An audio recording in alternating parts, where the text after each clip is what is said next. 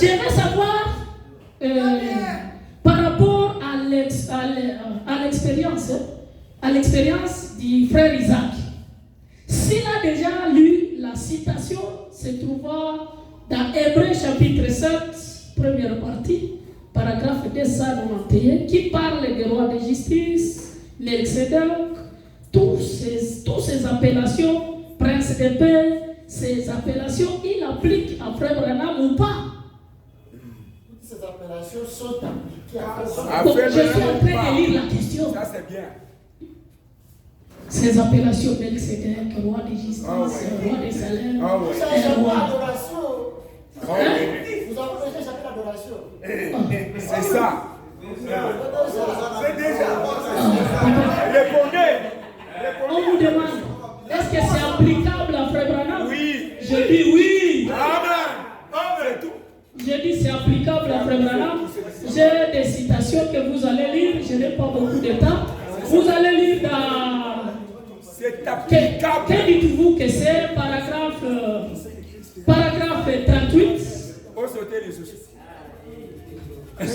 Paragraphe 38. Je peux lire un peu? Lisez, papa. Vous avez la question. Peut-être que j'ai mal lu. Je veux savoir par rapport à l'expérience. À votre expérience. À l'expansion. C'est le frère qui a posé la question. Il peut lire parce que. Moi, j'ai posé la première, ça n'a pas de problème.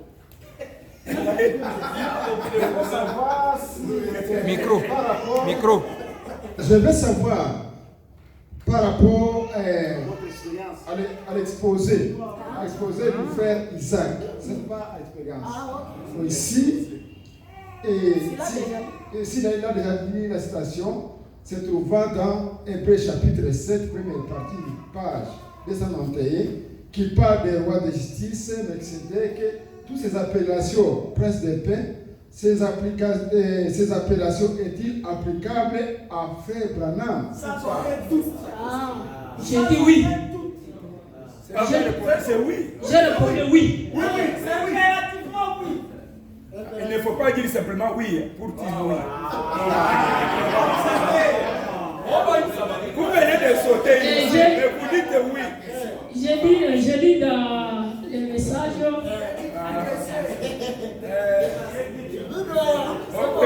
J'ai lu dans. Dites toujours oui. Oui, qui va lire ça, moi je vais lire le nom. Et tu ne le sais pas. Vous avez déjà écrit. Que dites-vous que c'est? J'ai lu et tu ne le sais pas. Paragraphe 114. Je vois que le modérateur est déjà debout, mais disant que mon temps est déjà terminé. Oui, j'ai terminé. Monsieur Weka, un évangéliste pentecôtiste qui avait jeté à la poubelle la bande courrier de Frère Branham, puis il y avait eu un songe. Il a dit, paragraphe 114, il a dit, quand le tremblement a cessé, j'ai entendu une voix. Il a dit, Frère Branham, c'était votre voix. Il y a un frère qui a vu un songe. Et maintenant, il a entendu une voix. Et il a dit, Frère Branham, c'était votre voix. C'est ça les tonnerres. La voix qui faisait trembler toute la terre. C'est ça Dieu adorable. C'était votre voix, a-t-il dit. Je le sais. Amen.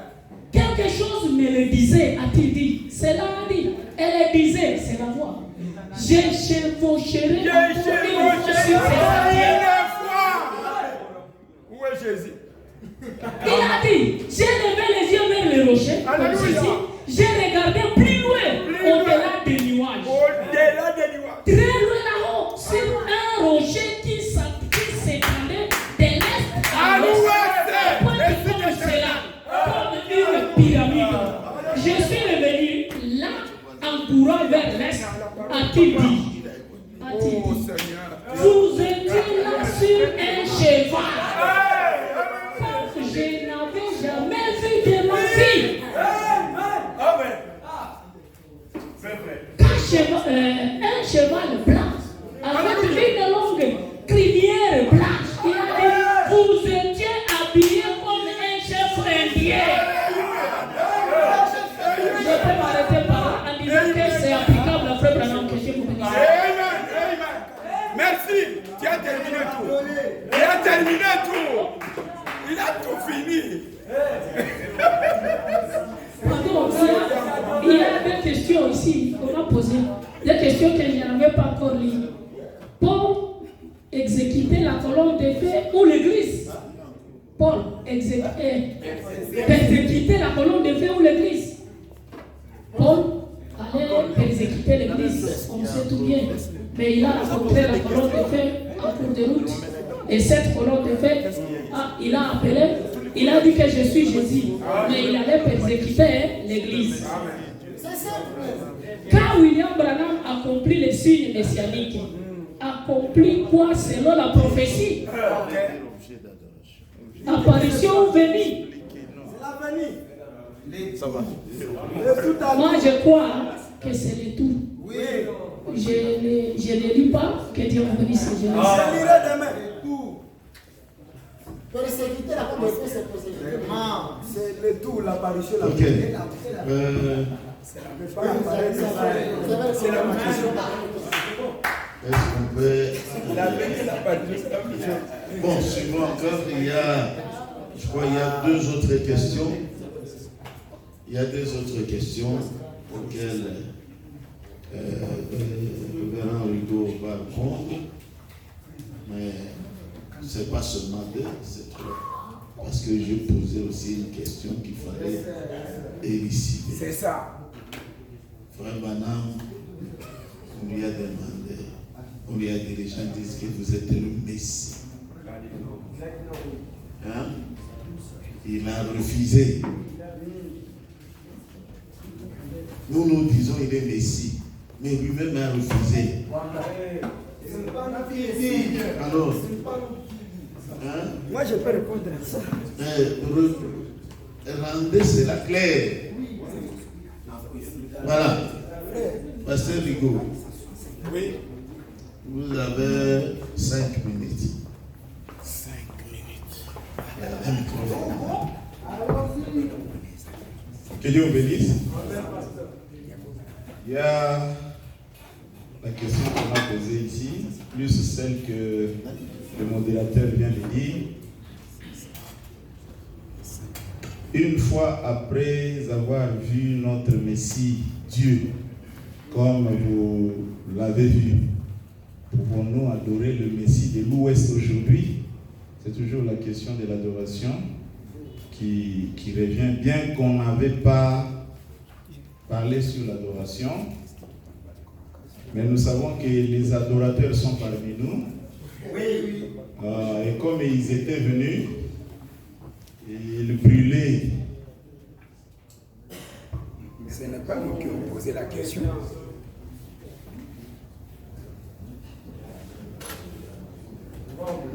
Chez moi, je vous donne des paroles. Chez vous, vous me refusez.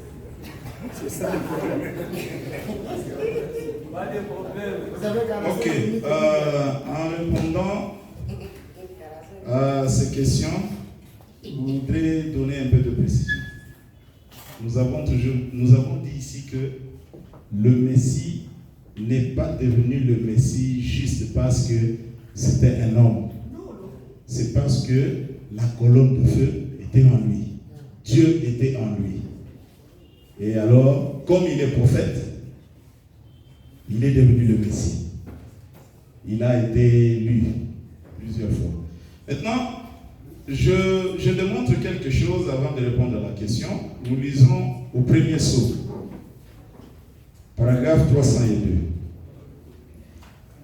Le prophète dit, gloire, remarquez, et quand ce Saint-Esprit que nous avons s'incarnera pour nous, que celui qui est maintenant parmi nous, Amen, sous la forme du Saint-Esprit, vous connaissez la forme du Saint-Esprit? C'est la colonne de feu. Et William Branham lui-même était aussi la forme du Saint-Esprit. Ok. Sous la forme du Saint-Esprit, s'incarnera pour nous dans la personne de Jésus-Christ. Amen. Amen. Nous le couronnerons roi de roi. Donc, la colonne de feu devait s'incarner dans la personne de Jésus pour le couronnement. Et nous tous, nous croyons que le couronnement, c'est dans la nuit. Donc, la colonne de feu devait quitter pour aller, pour couronner la personne de Christ. Donc, la même colonne de feu qui a fait de William Branham le Messie, maintenant devrait quitter pour aller couronner la personne de Jésus. Là, c'est une partie de la réponse. Maintenant, écoutez, au paragraphe 402, dans le même message, le prophète dit, 402,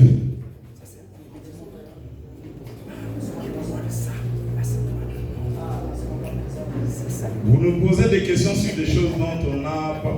Alors, il dit au même moment où le diable est précipité du ciel et s'incarne dans un homme, le Saint-Esprit monte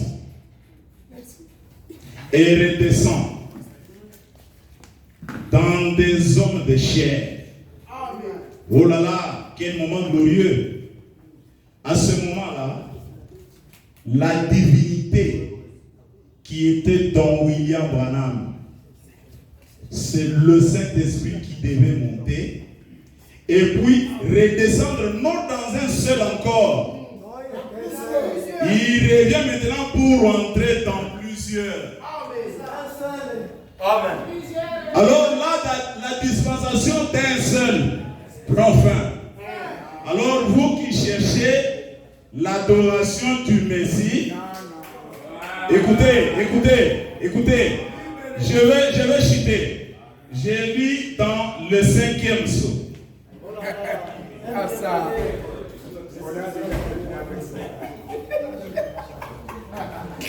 Parce que quand la colonne de feu monte et redescend entre dans nous, frère Branham dit, nous devenons des messiettes. Amen. Que Dieu nous bénisse. Je transforme, nous devenons des messiettes. Alors quand nous devenons des messiettes, alors à mon entendement, moi, le Messie là de 1 doit disparaître. Maintenant c'est nous qui devenons le temple du millénium sur la terre. Alors, lorsque nous lisons dans le 5e psaume, j'ai des citations qui montrent que l'épouse c'est le temple de millénium. Que Dieu bénisse. Alors on est devenu le temple de millénium quand il fallait d'abord que le Saint-Esprit qui était concentré sur Branham monte pour couronner Jésus et puis redescendre dans les corps de chair, dans vous et dans nous tous. Si ce n'est pas le cas, donc William Branham est allé avec la colonne de feu dans la tombe. Oh, ça ne doit pas être ça. Alors, j'ai lu ici dans le 5e psaume, paragraphe 203. Est-ce que vous croyez que le moment même, dans le cas de Jean, sur l'île de Patmos, ce message était également parfait, qu'il ne pouvait pas le confier à un ange? Vous savez, un ange, c'est un messager. Mais saviez-vous que le messager, c'était un prophète? Le croyez-vous? L'Assemblée dit Amen. Prouvons-le, Apocalypse 22. Voyons si c'était un aigle. Oui, voyez-vous, il était, bien sûr, il était un ange, il était le messager, mais c'était un prophète qui lui a révélé tout le livre de l'Apocalypse. Donc c'était frère Branham qui lui révélait tout le livre de l'Apocalypse. Jean a voulu l'adorer. Que Dieu bénisse. Jean a voulu l'adorer. Parce que vous avez répondu que c'était frère Branham. Alors on devrait l'adorer. Mais écoutez ce qui s'est passé. Apocalypse chapitre 22, verset 19. Je pense que c'est ça. Si j'ai noté ici, 22, 19, j'ai fait peut-être erreur. Non, quelqu'un, c'est peut-être 22, 9. 22, 9. Ah, c'est ça. J'ai regardé 22, 9, c'est ça. Oh oui, voici. Mais il me dit, garde-toi de le faire. L'âge de la Odyssée. Je suis un de tes compagnons de Un service. messager. Vous me dérangez. Non, disait un messager. Vous êtes un pasteur. On n'adore pas un messager. Hein? Mais il me dit, c'est à l'ouverture des sceaux maintenant là. Garde-toi de le faire, je suis de tes compagnons de service et celui de tes frères les prophètes. Regardez bien ce que Jean a vu ici. C'est moi, Jean, qui ai entendu et vu ces choses. Maintenant, il est en train de conclure, c'est le dernier chapitre. Quand j'ai entendu et vu, j'ai tombé au pied de l'ange qui me montrait ces choses, qui me les montrait pour l'adorer. Mais alors l'ange, vous voyez? Mais il me dit, garde-toi de le faire. Amen. Aucun vrai prophète ne se laisserait adorer, ni aucun messager, quel qu'il soit. Quel qu'il soit. Même s'il est au nom fils de l'homme. Maintenant il est le Messie. Quel qu'il soit, il ne se laissera pas adorer. Vous voyez? Ça c'est pour Dieu seul. C'est le prophète qui le dit. C'est le prophète qui le dit. Alors, s'il faut dire que l'objet d'adoration, pour ça, je pense que dans cette seule réponse, j'ai déjà tout répondu. Que Dieu vous bénisse. Il est le Messie Dieu. Donc il faut l'adorer. Il est le Messie Dieu, il faut l'adorer. Mais un prophète, non.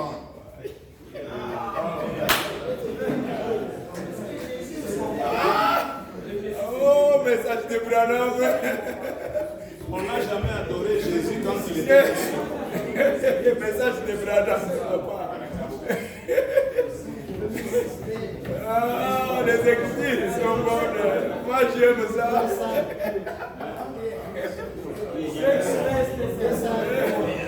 Que Dieu bénisse. Amen. Je n'expose pas, je ne réponds à aucune question. Peut-être par la grâce de Dieu, on pourrait parler demain. Je voulais expliciter il y a un mot. Bon, je sais que chaque fois que nous parlons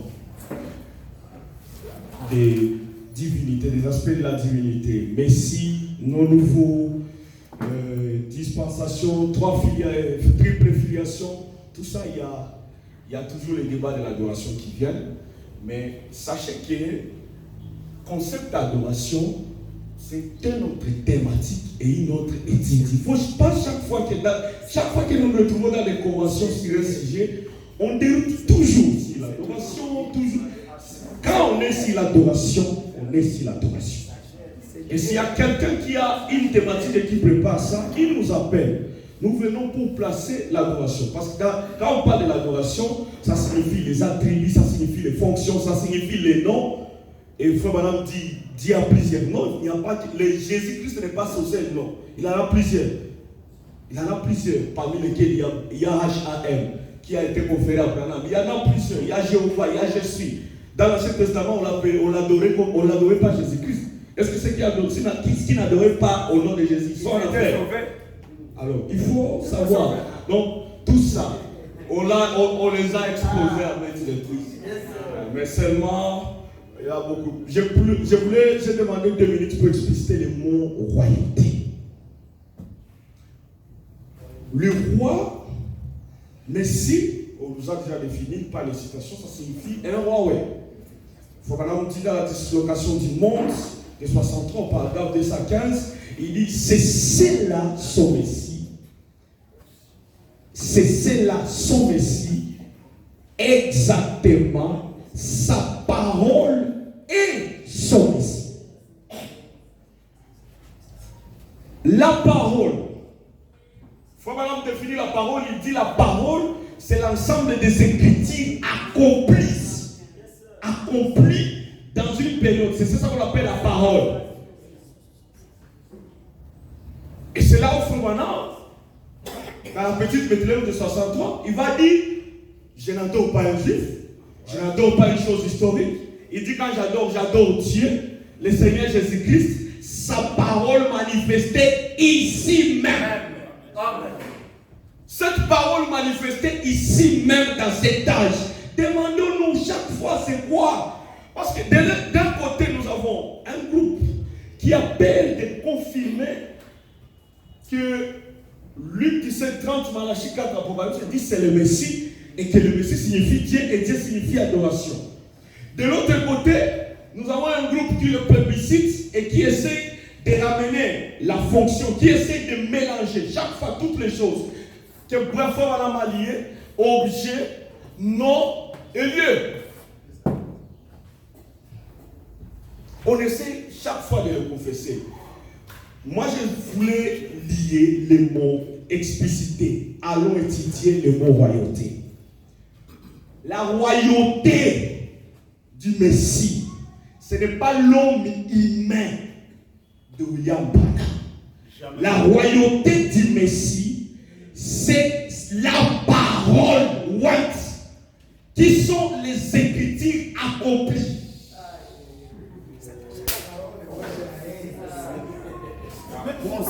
Dans Apocalypse 19, cette parole c'est Luc 17, 30. Luc 17, 30, c'est William Branham. C'est Malachie 4. Malachie 4, c'est William Branham. C'est lui qui gouverne. Je suis en train de vouloir éclairer mon frère. Parce que pour eux, il y a un problème entre Malachie 4 et Luc 17, 30. C'est la même personne. Le problème, vous ne comprenez pas que quand nous arrivons à ce stade, William Branham n'est pas un individu. William Branham, c'est une idéologie. Ce sont des écritures. Notre frère que nous avons ici avec la colonne de fée s'appelle Luc 17, 30. Il est comme Moïse. Quand Dieu parle à Moïse, il dit, je descendrai moi-même. Après 400 ans, je descendrai moi-même pour vous libérer. Mais qu'est-ce que le peuple a vu? Il a vu Moïse. Un fils nous est né, un enfant nous est donné. Mais qu'est-ce que le peuple a vu? Le peuple a vu un enfant Jésus.